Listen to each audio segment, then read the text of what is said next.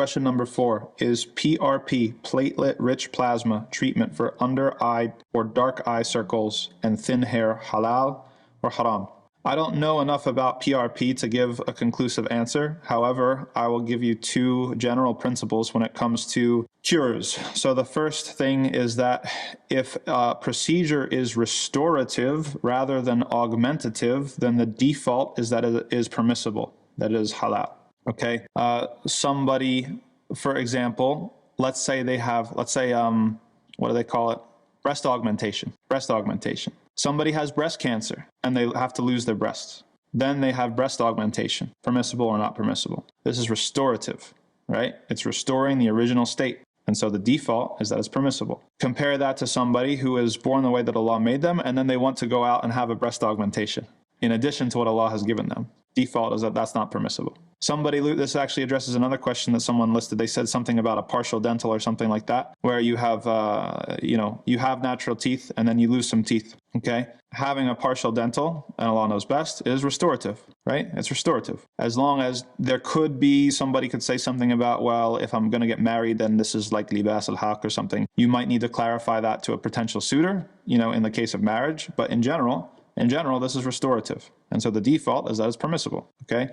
As opposed to, I have my teeth how they are right now. Back in the day, in pre-Islamic Arabia, it was considered very attractive to actually sharpen your teeth, to shave them, to make them into points. And I've seen actually a couple places even today that still does this, right? So that's not restorative. That's considered augmentative, and the default is that that's haram.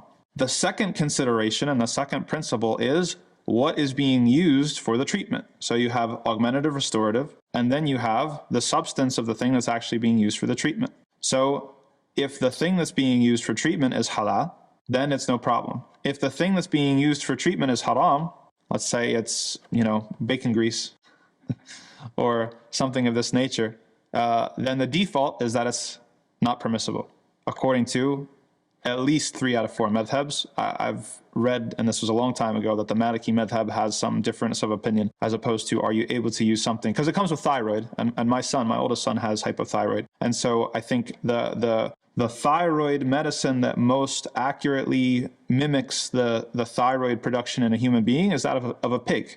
And so is it permissible to use thyroid medicine that's derived from a pig? Again, this is not my specialty, so please seek fatwa elsewhere and take with a grain of salt. But the general principles that I'm aware of, most scholars would say that no, that's not permissible. Whereas there are some in the Maliki madhab, from what I recall, that say that it's not a problem because it's this sort of treatment. And Allah knows best.